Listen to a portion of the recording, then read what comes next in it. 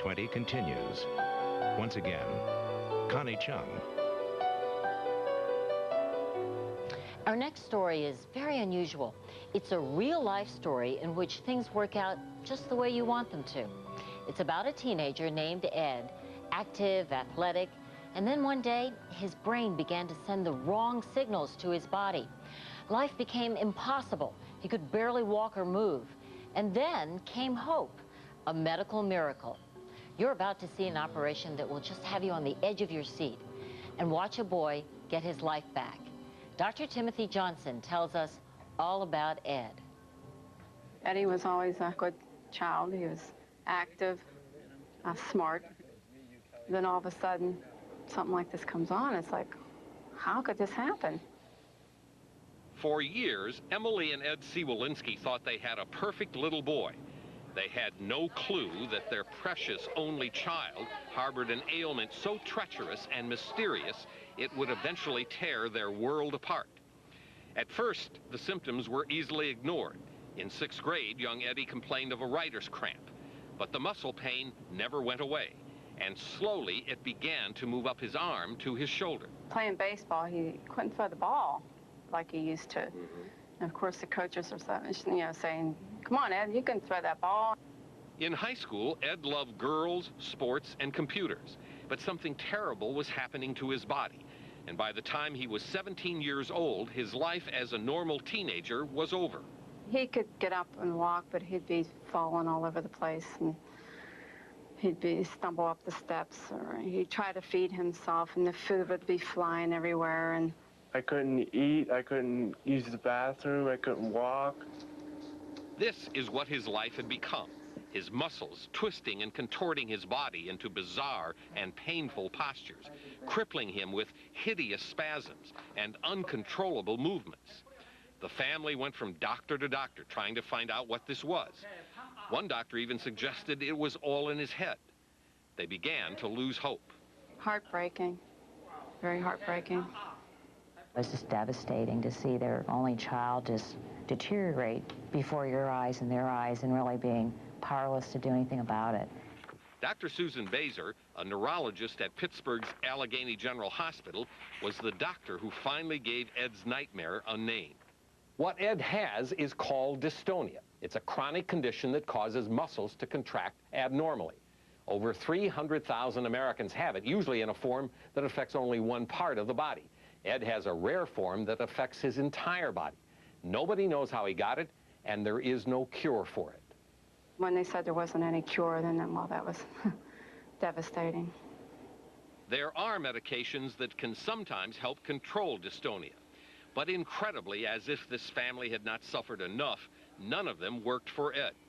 Within a year of being diagnosed, Ed was spending most of his day curled up in bed in the fetal position. My mom, she cried every day, and my dad, and he started crying. I tried not to cry, but then at the end, I just let it out. You know, I couldn't take it anymore. When it got really bad, I was ready to, you know, think about kicking it, you know. Kicking it. Yeah. Kicking it, teenage slang for suicide. And what could you say to him as parents at that point? Eddie, we'll find somebody who'll do something for it. Just give us time. He said he just can't take it no more. Ed had hit bottom. It was now time for drastic measures. Dr. Donald Whiting, a neurosurgeon also at Allegheny General, proposed one last option, deep brain stimulation, DBS for short. But he said the odds were only 50-50 it would work. The family really understood it very well and understood that they could expect nothing for sure. DBS had been used in only a handful of dystonia patients, and if Ed agreed to undergo this radical treatment, he would be the youngest person in America ever to have it. Nonetheless, in the spring of last year, Ed put his life in Dr. Whiting's hands and underwent brain surgery. Dr. Whiting screws a metal halo on Ed's head to help him navigate safely deep into Ed's brain. He believes that Ed's muscles are clenching so tightly and constantly because the nerve cells in his brain that control muscle movements are firing too fast. But there are millions of nerve cells in the brain, and finding which ones are causing Ed's symptoms is like finding a needle in a haystack. The surgical team will actually try to find the abnormal nerve cells by listening to them with a tiny microphone that they can push deep into his brain. Different nerve cells produce different sounds as they give off electrical impulses.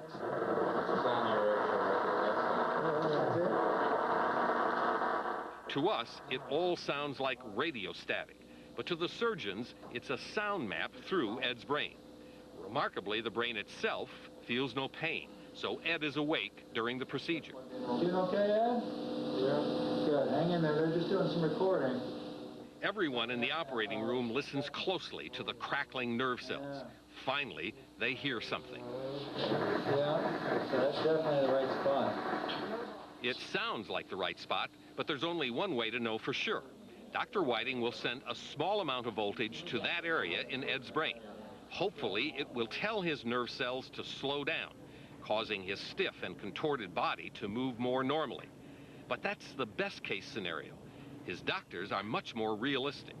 I was just hopeful that we wanted to relieve some of his pain because he was, towards the end, was like begging us to do the surgery. Dr. Baser has been by Ed's side during the entire operation. She's been desperate for a breakthrough since Ed and his family first walked into her office. She waits anxiously as Dr. Whiting sends tiny volts of electricity to Ed's brain. Can this current actually reset Ed's brain and free his gnarled muscles? She flexes his wrist. Amazingly, it moves normally.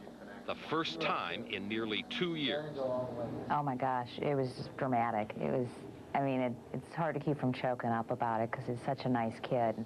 It was the miracle they were hoping for. Ed's mother knew it the moment Dr. Whiting came out of surgery. He came out with a smile on his face, and I knew everything went okay when he smiled. Ed now has 2 electrodes in his brain, one for each side of his body. These wires constantly emit a steady stream of electrical pulses that will allow his muscles to move freely. If the electrical pulses stop, the symptoms will return. These electrodes are powered by 2 small batteries that are implanted in Ed's chest. This is Ed just 8 days after surgery. The turnaround is remarkable. DBS is quite simply working like a pacemaker for his brain. It doesn't cure the dystonia, but it controls it without destroying any brain tissue. He went from being a bedridden individual to a normal kid again. It's wonderful. I just thank God for, giving this to me, You felt like your life had been given back to you? Yes.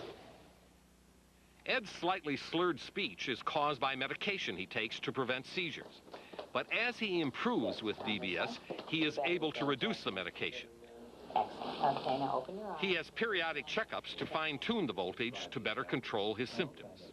What you can see, the battery here underneath the skin, the incision, and then you can get the outline of the cable going up his neck.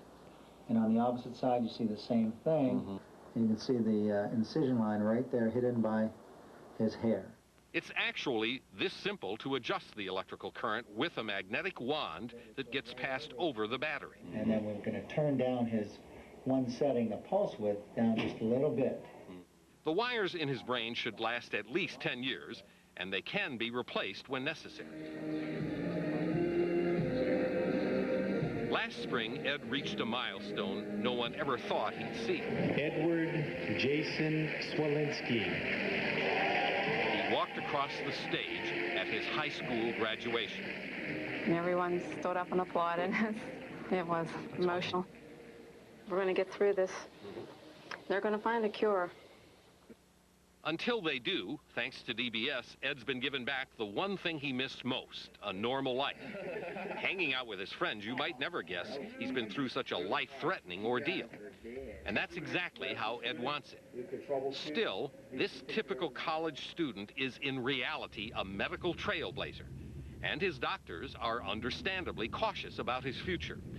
But when you look at where he was and how far he has come with the love of his family and the skills of the doctors, they all admit they're thrilled. Ed is returning to college next month. If you like, you can speak to Ed's doctor online. Just go to our website, abcnews.com, for details.